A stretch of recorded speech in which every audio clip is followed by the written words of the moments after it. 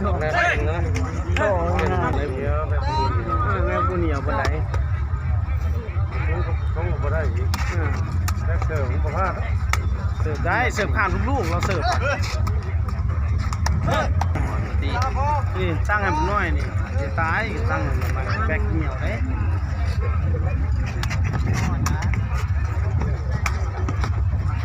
ไปได้เจอแล้วแกงไหมเวลาจะจับดูพวกนึงพวกลงให้เรากันก่อนงานเราเตะวันบอกได้ไหมวันบอกหน้าไหมดีว้าวเอาบริยูเลยได้ที่น้ำก้อนมันเขายังได้เบอร์ตัวชักว่าลายแล้วมึงน่ะจ้อยแห้งเลยโบแซงผ้าไปก็เป็นเลยเช้าได้สับเท้าฮะคุมคืนตัวเองฮะเด็กได้เดี๋ยวแกงก็ได้บ้างครับแกงเอ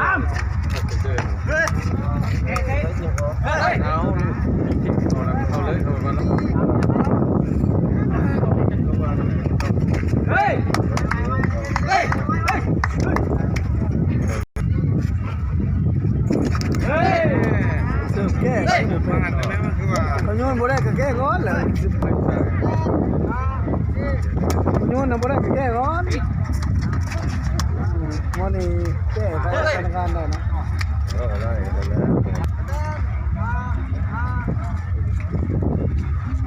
เฮ้ย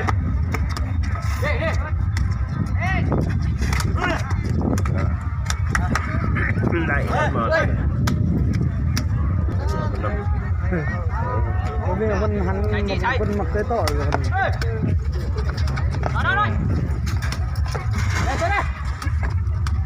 โอ้เฮ้ยก่อนเฮ้ยตลอดเฮ้ยเฮ้ย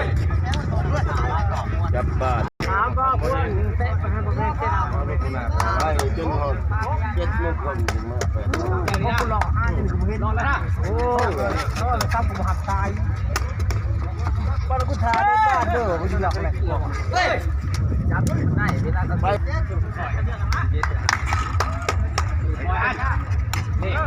ไปคุณช่องครับคดวันได้คดช่องแทงเส้นซุปกันว่าเนี้ยเดี๋ยวแล้วโมเดลฝั่งแซงก็เป็นก็เป็นหนึ่งราคาก็มาแล้วนะ10 บาทนะครับนี่เขาบอกวันนี้ลิมบี้เป็นกรรมการ10 บาทมันจะตู้ที่เล่นเนี่ยพูดใช่ยังเพชรชิเล่นอ่ะตุ๊ดกระมอมาทำจะกินคนละได้ดีกว่าเจ้าขายมันนี่เบามันอยู่ที่ไรดิเวลาตามเถื่อดิตามเถื่อเถื่อเถื่อคนหนึ่งเดี๋ยวไม่อยู่กันตามลูกย้ำเองเสียมันชาดูตัวเพียงนี้บอกแล้วผมชันเธอดิดูเสือบอกเลยถ้าท่านไม่กินก็ท่านมันเชื่อเขาโอ้ยตักเลยก็บริเนียวจังเลยบริเนียวจังเลยเตะไปเลยก็ตายเตะเลยก็ตายไอ้กูมันบริเนียว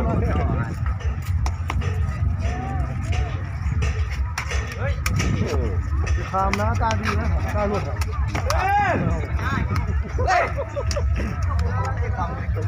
เด้งหนึ่งเลยว่าตีก็เตะก่อนนะว่ะเขาบ่มาแล้วเขาอย่างฮะไอ้ลูกอันนี้กรรมการมา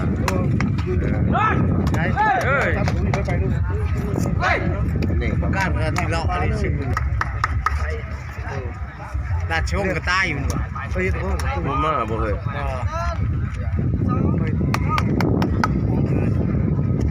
งานมันขาดแท้มันก็บ่มาแล้วเอ้ย เหนียวเพ่งลงแล้ว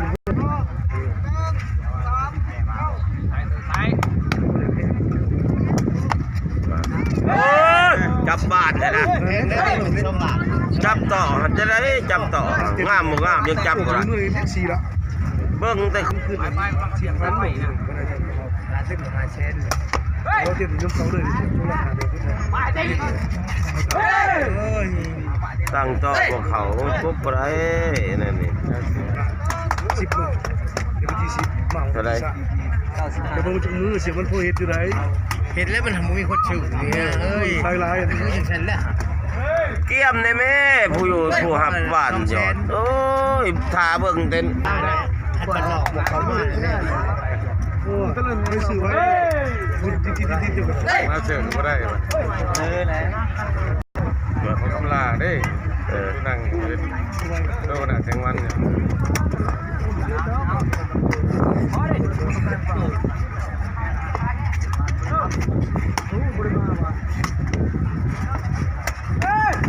ออก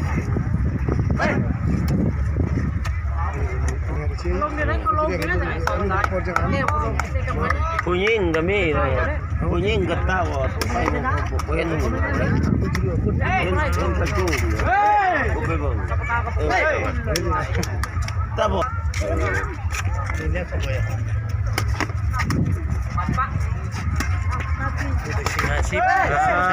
มันไกลน้อยมันไกลดันต่อพวกเขา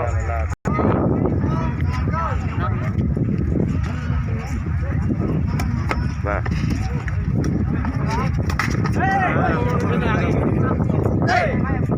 ผมนี่กินแล้วโอ้ยจะจ้าก็กินนะโอ้คือกันเนาะพอปั้นกัน7-8 โมงจะเป็นเงาโมเจไปหาอยู่หน่วยมันนงยังบ่แพ้คนเขาไม่ใช่เกินไปใต้เลยเขาว่ามีแล้วเลยญาติซื้อรถกับเขา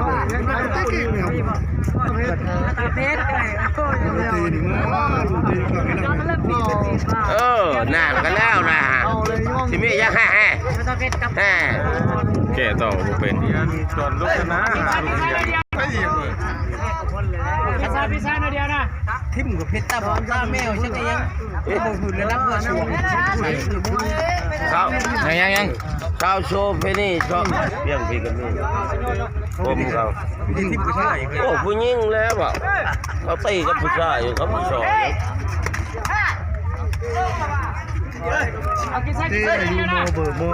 ฮึดแน่เด็ก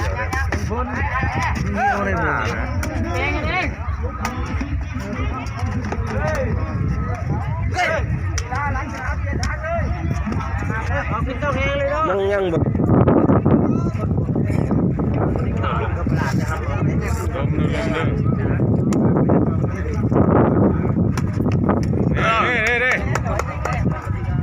คะแนนนี่ไปซ้ำก่อนเลย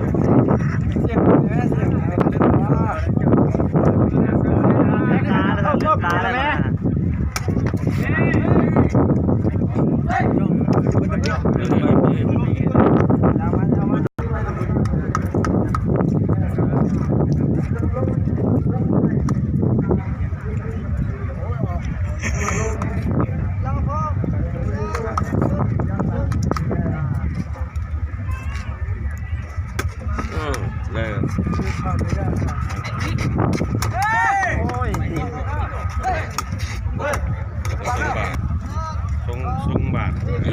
เลย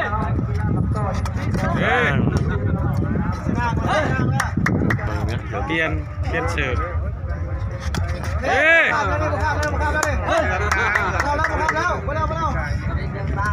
ดีได้หมดใช่เสิร์ฟ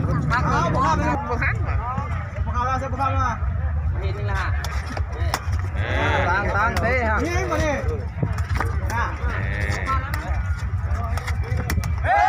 ไปง่ายนะ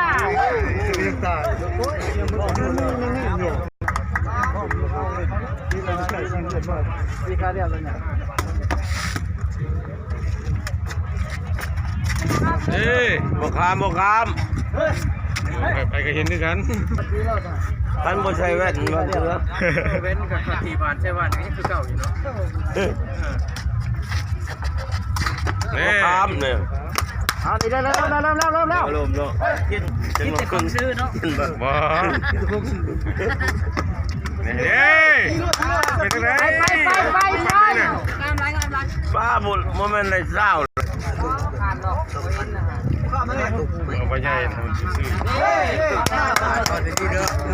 แต่ลูกเขาทำนี่ฟ้องเฮียแล้วทำไมร้าน9,000เนี่ยไปซื้อนี่ไปคือเฮียนี่เนาะคือเฮีย แล้วมันก็ช่องเส้นแข็งเลยนี่ห้ามไหนเข่าเลย มาเข่าเนี่ยนี่เริ่มตาดิ คะแนนเท่าเลยจับได้เนี่ย เก็บคะแนนมาเวลาเขาเสิร์ฟนี่นะ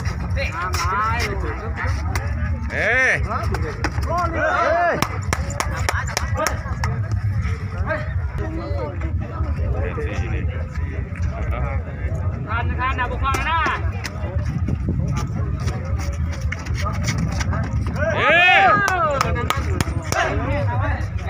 เริ่มตากับพวกกันไปเลยหาแต้ม ไปกัน ติดตัวเลยที่ ติโตก็ได้ ก็กัน ติโตบัตรหนึ่งได้อยู่ แล้วก็เปลี่ยนมันใหม่นี่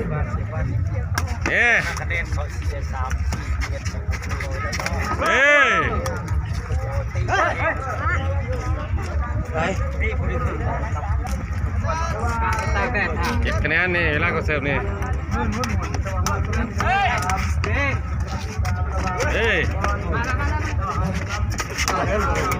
โมนี่บุกขึ้นเลยโมนี่นะแม่นไหนนะ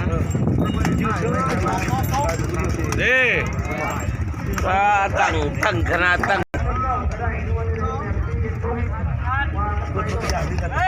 นี่คะแนนนี่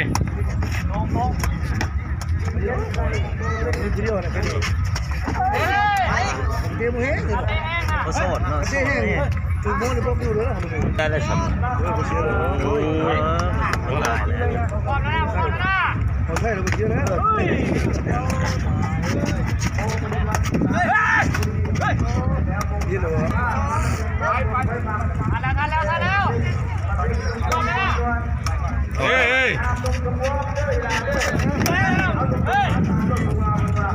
เตะกับผู้หญิงก็ยังโฆษณาเขาเลยนะเขาโฆษณา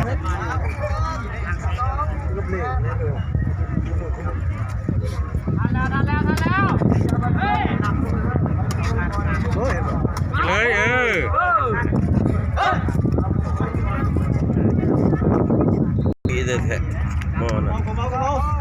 คือกระต่อผมก็มีกระต่อเลย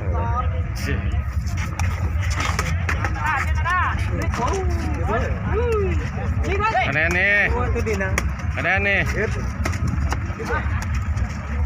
ไปแล้ว4แล้วไปแล้วสไลด์ต่อ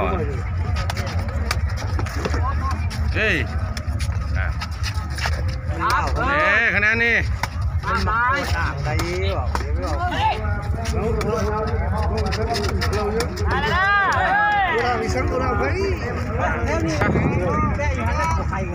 โอ้คือว่างามแต่เฮ้ย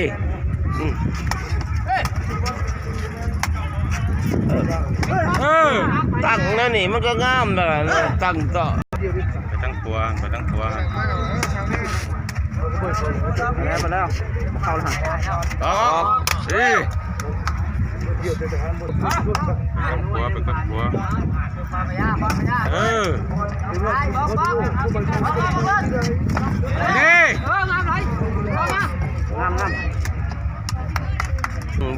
บ่ต้องเชื่อเป็นตีลายตั้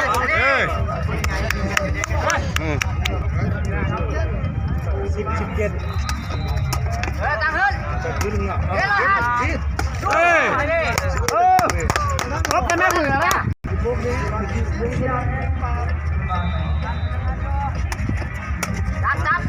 จับเฮ้ยเหรอครับเฮ้ยคะแนน นี่คนนี่เอาแล้วเอาเบิกเข้าไปเสิร์ฟเข้าไปเอายิงมาดิโอ้ยเดี๋ยวเป็นขักมาดิเมื่อไรยังนอนแล้วมาดิเอาที่ปืนใหญ่มาที่ใช้ปืนใหญ่ล่ะแบกมาในแม่ดังนี้เอ้าสีฟ้าปืนใหญ่สีขาวในปืนน้อยบ่ดึ้มเนี่ยเซตปืนใหญ่เซตเนี่ยเอาแล้ววันนี้อากาศแม่เขาอยู่ที่ดินก็ยิ้มเจ้าชึบเข้าไปชับมาวันนี้เสียบเลยเอาปุ๊บแน่เห็นบ่เจ้าสีซ้ำใจก็เราพกปืนทีมปืนใหญ่กับทีมอากาศนี่แหละเป็นว่าเนาะเอ้าปึ๊บเฮ็ดอากาศเฮ็ดเอ้ยแน่บินลงเจ็ดเลยแน่เอาวันนี้เสียบยิงใส่ปืนใหญ่ไปได้วันนี้เอาสิสรุปเลยเอาบุกเข้าไปแน่เห็นบ่ว่าแล้วนะสับปืนใหญ่เอาระวังปืนใหญ่ระวังเอาอึ๊บแน่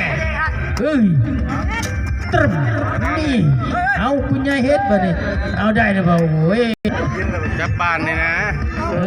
3 ลูกกันเด็ดอันต่อยืนมือยังแขนยังขาเข้ามาสนับสนุนขบุญทั้งนี้เด้อเอ้านี่ปืนใหญ่เฮ็ดขึ้นบ่ถุงสำไรถุงเสื้อผ้าบ่เพิ่นว่าจะลงมาแต่เมฆก็เฮ็ดจะแล้วอันนี้เนาะดึ๊บมาเสียเข้าไปเอาจุ๊บปืนใหญ่เฮ็ดปลึมตรำนี่เชฟนี่เห็นบ่อากาศเห็นแล้วบัดนี้ลูกผู้ช่างของอากาศเดินไปข้ามขวาผู้ชมประเดสวรรค์คนไหนประเดมาแต่เมืองผ่าอากาศของน้องมาแล้วมีเสือมาแล้วเอาก็อากาศเขาเห็นปืนใหญ่เขายิงเห็นบ่จอก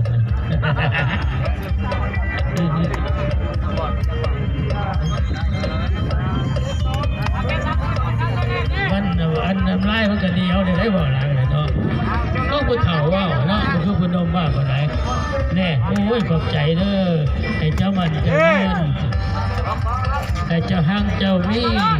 ได้ผัวผู้หูได้สู้ผู้งามเด้อนี่แห้งแล้วมาเลย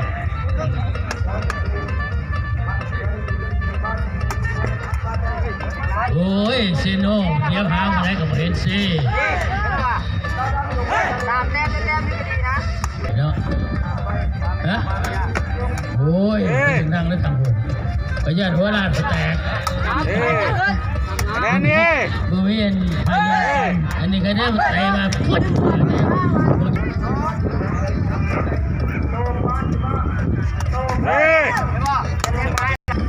เขาบอกกระจายอีกทีนึงกินมาเมื่อเป็นเลือกกินเลยนี่จับเอาแหมก็เรียกว่ามาเดียวเซ็ตจ้ะยิงเข้าไปหน่วยอากาศเอา10ครับนี่ปืนใหญ่เอาเนี่ยไปไว้รถซิ้วหัวบนไปตั้งโตถูกป่ะก็ยิงได้บ่ดีได้ระวังดีๆเด้อบ่ดีเอาขึ้นได้บ่ดีชับนี่เป็นยังไงนะมันมาขวบเอาดีอกดีใจแล้วเนาะผู้ใดผู้เสียก็จะเฝ้าเสียใจ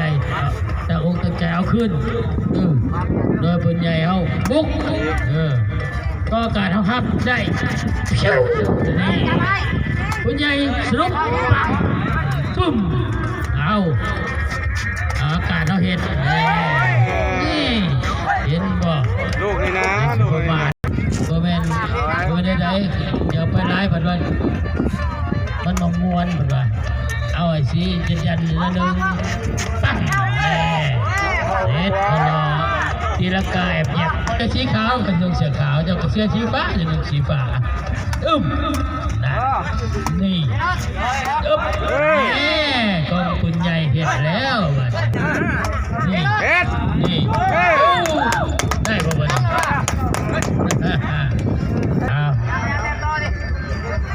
เสิร์ฟต่อนี่เสร็จเอา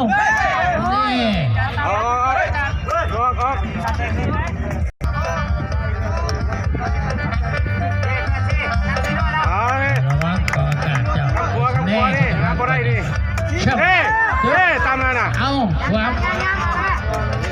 เฮ้ย ออกบ่พอดีบ่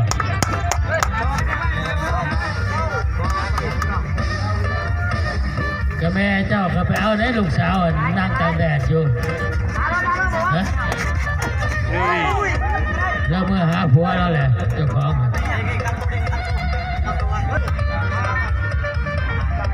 เอาเลยเสิร์ฟเข้ามานี่เอาไปมาหนึ่งยิงตบนี่